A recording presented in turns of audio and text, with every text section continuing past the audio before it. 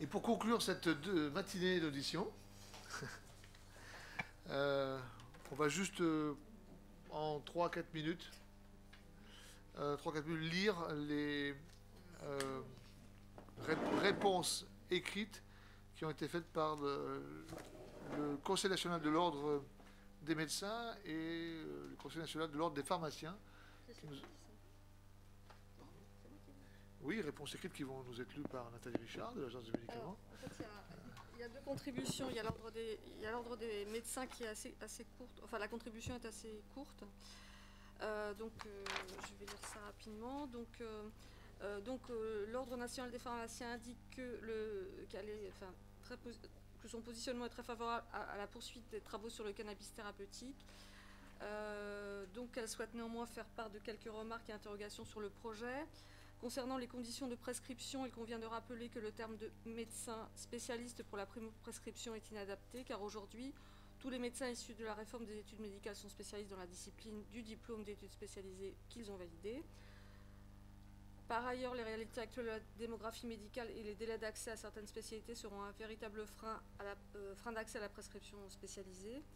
L'exclusion, j'ai plus de mal là, du premier recours, tant pour la prescription initiale que pour la dispensation, ne nous paraît pas adaptée en termes de sécurité compte tenu des autres obligations inhérentes à cette prescription initiale, formation obligatoire, renseignement dans un registre national électronique de suivi des patients. Le bureau s'est également interrogé sur les conditions du relais possible en médecine de ville par le médecin traitant du patient. Le projet prévoit un accord préalable entre les deux médecins. Sous quelle forme se fera cet accord préalable? Quid de la responsabilité des deux médecins à l'égard du patient? Et enfin, en conclusion, et parce que ce sujet de santé publique nécessite la plus grande attention quant à sa mise en œuvre, le Conseil national étudiera le projet de cadre au cours de sa session du vendredi 28 juin, c'est-à-dire après-demain. Nous vous adresserons les éventuelles observations complémentaires qui ont été exprimées au cours du débat. Je vais juste rebondir, Nathalie, sur ce texte-là, parce que moi, il y a un item que je ne comprends pas bien. Ou alors, c'est l'item l'exclusion du premier recours, tant pour la prescription initiale que pour la dispensation, ne nous paraît pas adapté en termes de sécurité, compte tenu... Ça veut dire que si on comprend cette phrase, ça veut dire qu'ils souhaitent que la médecine de premier recours, c'est-à-dire les médecins généralistes, soit en première ligne de prescription. Est-ce que tout le monde comprend ça comme moi? Je comprends ça aussi comme ça. Ouais. On est d'accord? Ouais.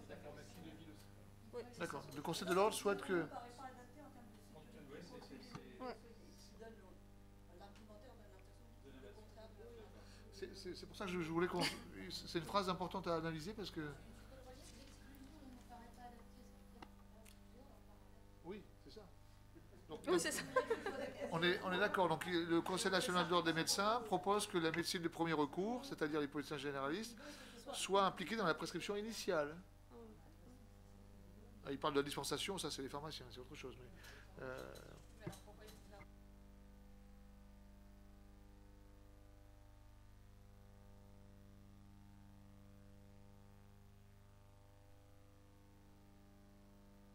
Enfin, c'est pas très clair et c'est important quand même parce que c'est un des enjeux quand même de discussion que l'on peut avoir dans ce cadre-là. C'est là où c'est important, je crois, de les avoir en tête à tête et pas sur un courrier. Je pense qu'il faut faut peut-être Nicolas l'appeler voilà, pour qu'il précise sa pensée et puis lui dire aussi dans quel esprit nous nous trouvons et qu'il n'y a pas de recherche de faire une opposition par rapport aux médecins généralistes, certainement pas, mais simplement dans la mesure où c'est une expérimentation. Il y a des médecins généralistes d'ailleurs qui travaillent dans les centres experts, hein, c'est pas, ils en sont pas du tout exclus, hein, dans les centres antidouleurs. Alors pour la sclérose en plaques, je crois qu'il n'y en a pas, mais dans d'autres domaines, pourquoi pas.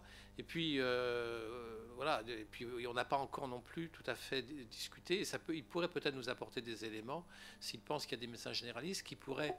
On peut imaginer d'ailleurs des suivis alternants. Hein, il y a des protocoles où le centre expert ou le centre qui fait une recherche clinique voit les patients à des intervalles qui peuvent être, voilà, par exemple, une fois par an. Et puis dans l'intervalle, c'est le spécialiste traitant qui le suit, comme dans le cas présent, ça pourrait être le médecin généraliste, de façon à ce qu'il n'y ait pas de coupure entre la prise en charge du patient et que tout ne soit pas renvoyé au centre qui prescrit le cannabis pour la prise en charge globale, alors que le médecin généraliste est très important.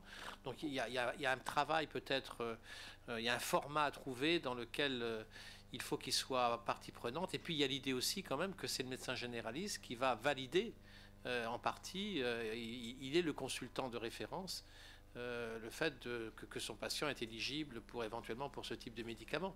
Donc il faut effectivement qu'il ne se sente absolument pas exclu dans cette démarche, au contraire, mais en bien expliquer jusqu'à quel point elle aura quand même des contraintes et que le médecin généraliste tout seul ne pourra pas porter tout ça. Alors, sachant qu'ils proposent de toute façon eux-mêmes de revenir vers nous aussi à partir du 28, donc je pense qu'on pourra le faire à ce moment-là aussi, et peut-être plus directement discuter avec eux sur ce point-là en particulier. Alors ensuite, pour terminer, Conseil national de l'ordre des pharmaciens. C'est assez long. Ok, un peu plus... Alors peut-être non, Georges... Juste la phrase, c'est dès lors qu'il y a une formation, une prescription sécurisée avec une prescription avec un registre, l'exclusion ne leur semble pas adaptée. C'est ça que ça veut dire. En fait, À partir du moment où il y a une formation et qu'il y a un renseignement d'un registre, dès lors qu'il y a ça, pour eux, l'exclusion n'est plus adaptée. Je pense que ça veut dire ça la phrase.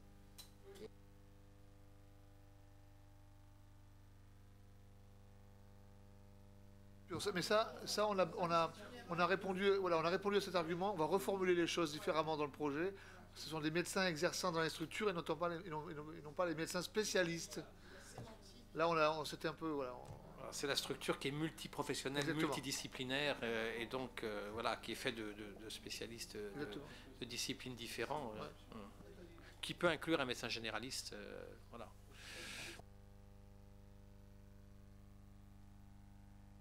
Alors, concernant la contribution écrite du Conseil de l'Ordre national des pharmaciens, donc concernant les médicaments qui sont mis à disposition, les modes d'administration et posologie,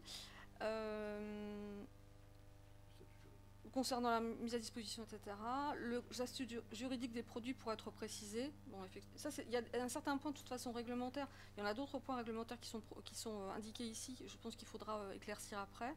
Concernant les conditions de prescription et de délivrance en matière de prescription, vous indiquez dans la note que la prescription sera réalisée par des médecins exerçant dans des structures spécialisées pour la bonne mise en œuvre du dispositif et sa compréhension par les pharmaciens. Il serait utile dans ce cadre de l'expérimentation de préciser de quel type de centre ou de structure il fait référence. Donc ça, c'est des points qu'on a déjà soulevés ici. Sur le cadre envisagé en matière de dispensation, le CSST recommande une dispensation donc, par les PUI et les officines de préparation pour les patients stabilisés. Pour moi, c'est pas les officines de préparation d'ailleurs, c'est les officines d'une façon générale. Pour moi, je pense qu'il y a une distinction ici qui est faite entre les pharmacies à usage intérieur et les pharmacies d'officine de ville. Oui. Cette proposition implique vraisemblablement une rétrocession par les PUI des préparations aux patients. Or, cette proposition n'est pas en adéquation avec la position portée par l'ONP, dans laquelle nous préconisons que le cannabis à usage thérapeutique soit mis à disposition des patients en pharmacie à usage intérieur pour l'usage hospitalier uniquement, excluant de fait la rétrocession, en officine pour la disposition en ville. Notre position s'appuyait sur les éléments suivants. L'intervention des pharmaciens d'officine dès la phase précoce de la prise en charge permettrait un meilleur suivi des patients. Or, le morcellement de la dispensation en fonction de la stabilisation du traitement ne nous semble pas favoriser une prise en charge optimale, continue et de proximité. Sur le plan international, cette option a été retenue dans les États européens ayant déjà encadré cette pratique. Allemagne, Danemark, etc. Par ailleurs, si l'objectif de cette expérimentation est de favoriser l'adhésion des professionnels, il nous semblerait cohérent d'impliquer le pharmacien d'officine dès la phase de stabilisation. Cette hypothèse permettrait un accès de proximité à des patients qui nécessitent pour leur part une prise en charge particulière, eu égard aux pathologies visées par l'expérimentation.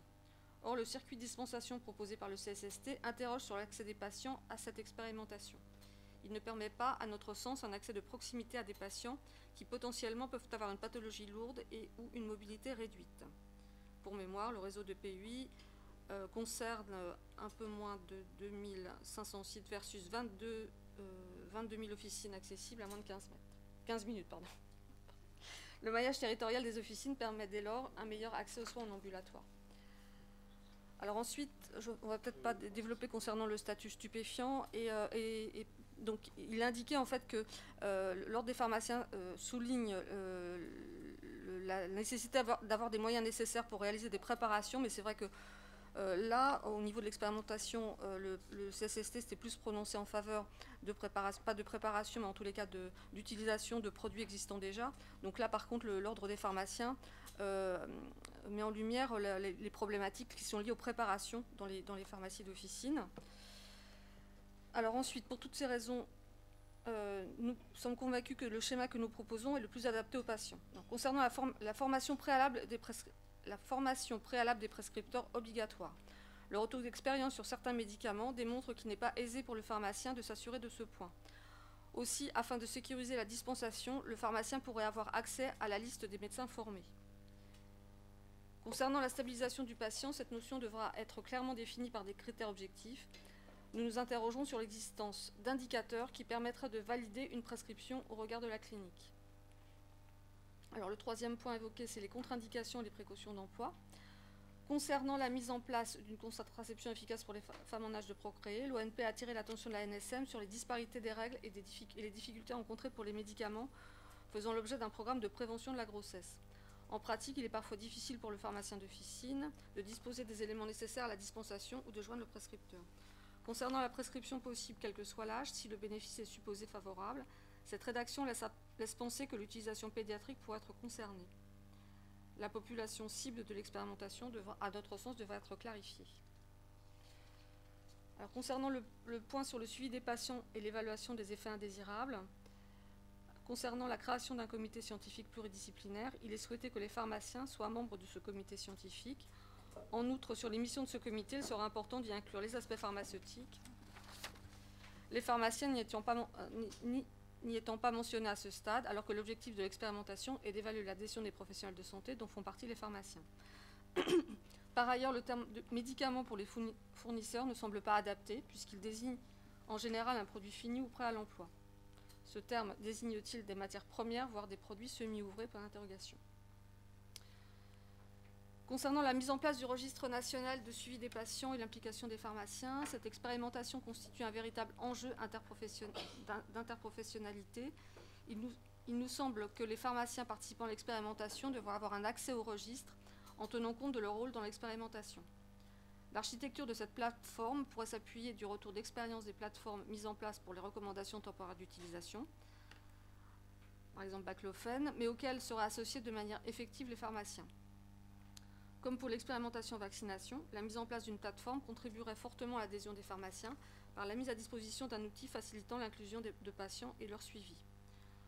Au cas d'espèce, cette option serait particulièrement intéressante pour s'assurer de la validité de la prescription, prescripteurs formés, structures autorisées, pour le suivi des patients à toutes les étapes du processus de dispensation, tenant compte de leur phase de stabilisation ou encore de la mise en place d'une contraception efficace des femmes en âge de procréer nécessitant.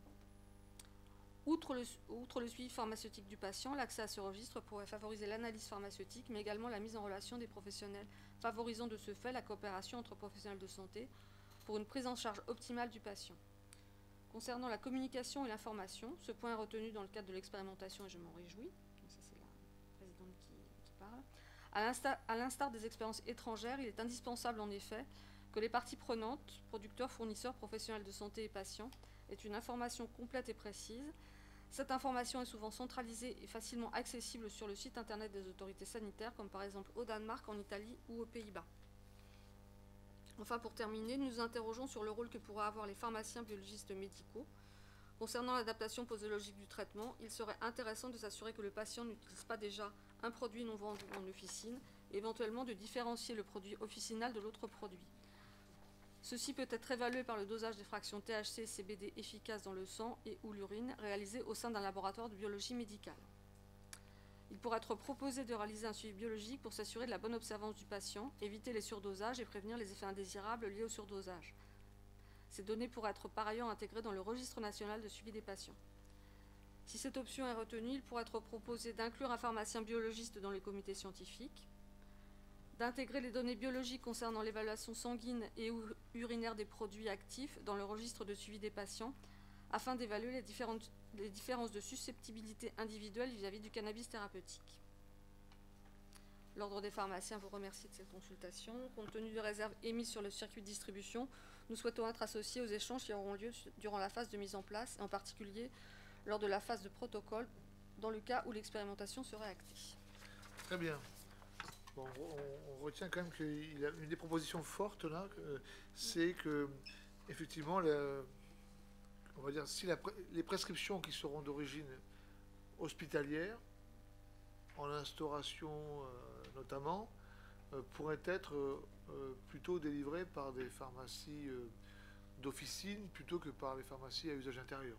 C'est qu'il propose de ne pas faire de rétrocession et d'emblée d'impliquer les pharmacies de ville. Bon, on ne va peut-être pas en discuter là parce qu'on n'aura peut-être pas le temps, mais après, dans nos discussions en fin de journée, Gilles.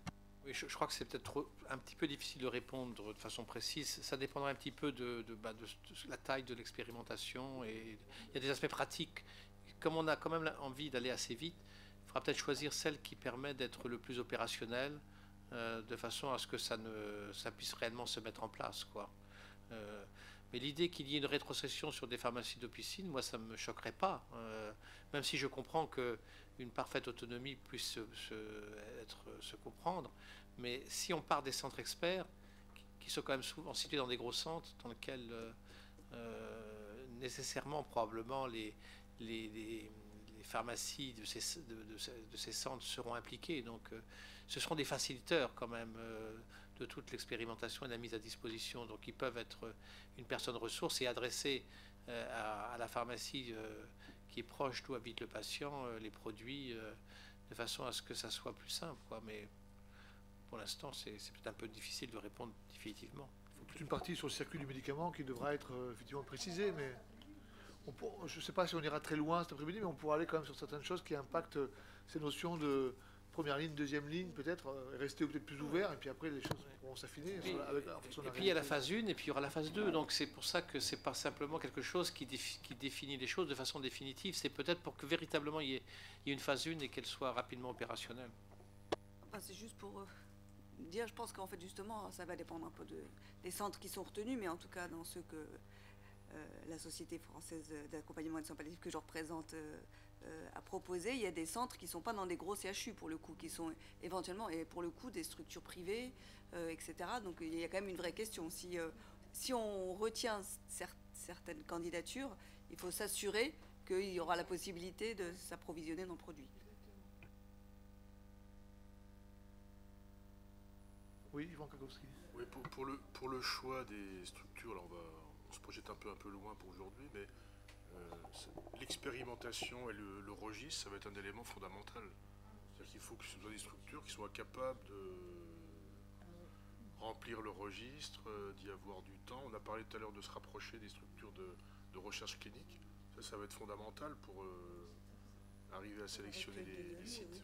Ça va dépendre de ce qu'on met dans ce registre, hein. Ça va dépendre de notre niveau d'exigence par rapport à ce registre. Est-ce qu'on en fait quelque chose de très élevé qui se rapproche d'un registre d'essai clinique, enfin proche d'un essai clinique, hein, d'un ICRF d'essai clinique, ou bien alors on en fait quelque chose qui est un peu moins exigeant en termes de quantité de données, hein. Je veux dire, en termes de quantité de données, non mais c'est une question ouverte, mais de façon justement à permettre un accès aussi plus large et assurer une faisabilité plus large et une expérimentation plus large. Et oui, c'est pour ça. C'est la deuxième remarque, elle est plutôt sur la vie réelle. Est-ce que je sais pas. Voilà, c'est deux approches un peu différentes, mais qui donnent des recommandations différentes ensuite. Je vous propose qu'on s'arrête là.